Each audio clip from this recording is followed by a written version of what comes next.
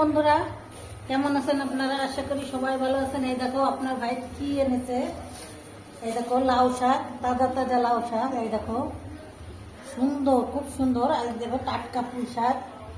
আর এই যে পেঁপে পেঁপে আর এই যে কুশি, কুমড়া, পটল, আর হলো লেবু, ধনে পাতা, আর হলো ডাল, মুগ ডাল। আর মুসুরির ডাল এনেছে, আর ছোলার ডাল এনেছে, রেখে দিছি, কালকে আনছিল। আর এই দেখো আদা। দেখো বন্ধুরা, আমি কি কি রান্না করি দেখতে থাকো। সব কিছু কুটে নিই, তারপর আপনাদের দেখাচ্ছি কি রান্না করবো। সিদ্ধার্থ নিয়ে নিই। আমি পানি দিয়ে দিছি, এবার চালটা সিদ্ধ করে নেবো। হালকা অর্ধেক সিদ্ধ করা হয়ে গেলে তারপর আমি ডাল দেবো। মুগ ডালটা আমি ভাজতেছি না, অন্যদিন ভাজবো। আজকে এমনি রান্না করে দেখাচ্ছি। কি রান্না করা? সবজি দিয়ে, সব রকম সবজি দিয়ে খিচুড়ি রান্না করবো। কুমড়ো, পটল, ঝিঙে, পুঁই শাক, লাউ শাক, সব রকম সবজি দিয়ে রান্না করবো। এবার এটা একটু ঢাইকে রাখি, জাল উঠুক, তারপর আমি ডাল দিবেন। এই যে এই দেখো, এখানে আপনি বুটের ডালও দিতে পারেন, আমি ছোলার ডাল দিছি। আর এই যে মুগ ডাল দিছি, মুগ ডালটা আজকে ভাজি না, আরেকদিন ভাজিয়ে রান্না করে দেখাবো। আজকে এমনি দিছি। আর মুসুরির ডাল দিছি, 3 রকম ডাল দিছি। এই যে 3 রকম ডাল, সব রকম সবজি। ওই দেখো এখানে কুমড়ো, পটল, ঝিঙে, পেঁপে, সব রকম, পুঁই শাক, লাউ শাক, সব তরকারি দিচ্ছে, কুশি, আলু। এবারে এটা একটু জাল উঠুক, তারপর আমি ডাল দেবো। পানিটা টক টক করলে ডাল দিয়ে দেবো। নাড়াই দিই একটু। চালটা অর্ধেক ফুটে আইছে, এবার ডাল দিয়ে দিচ্ছি। এরপর আর একটু জাল হলে শাক দেবো, সবজিগুলো দিয়ে দেবো একটু পরে। আর একটু জাল হোক, দেখো একটু জাল হোক, তারপর আমি সবজিগুলো দিয়ে দেবো।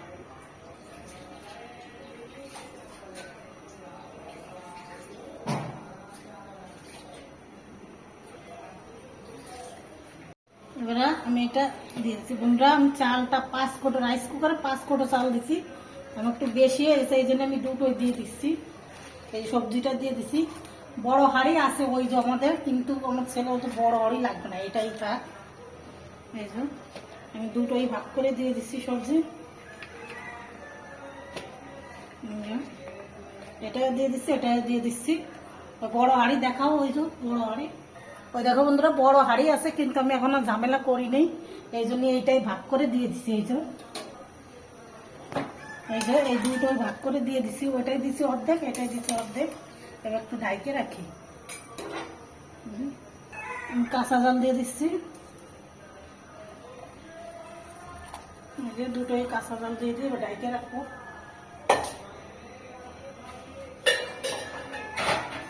বন্ধুরা, এবারে যে আমি ঢাইকে দিছি, দুইটাই ঢাইকে দিছি। এই দেখো ঢাইকে দিই, এটা হয়ে না, তারপর আপনাদের দেখাচ্ছি।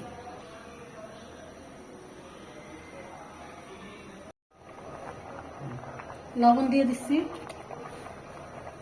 পরিমাণ মতন, যেটুকু লাগবে ওইটুকু দিয়ে দিচ্ছি। লবণ দিয়ে দিচ্ছি।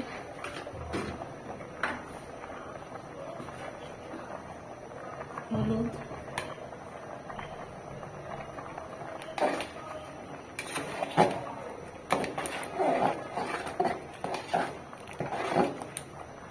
তেল দেওয়া লাগবে না, হয়ে গেছে। এটাই দিই।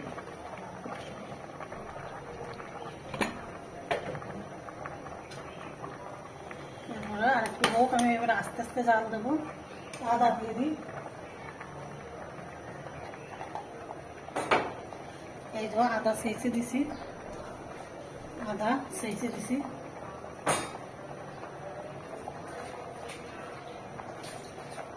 ধনে পাতা, ফ্লেভারটা ভালো আসবে না খেতে।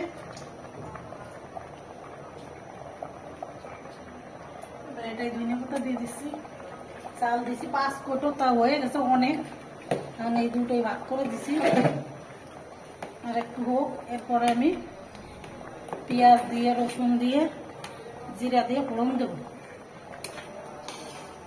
এবার আমি আস্তে আস্তে জাল দেবো, বেশি জোরে দেবো না, আস্তে হিটি দেবো। পেঁয়াজ রসুন আর এই যে গরম মশলা জিরা তেজপাতা ফোড়ন দেবো ভাইজে নিয়ে ভাইজে তারপর আপনাদের দেখাচ্ছি ওর ভিতরে দেবো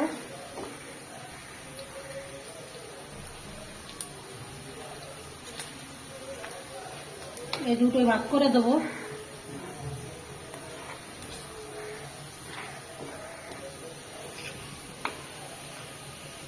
কেন এটা পাতলা খিচুড়ি এই জন্য তেল কম হবে কেন এটা দুটো ও দুই ভাগে দিয়ে দেবো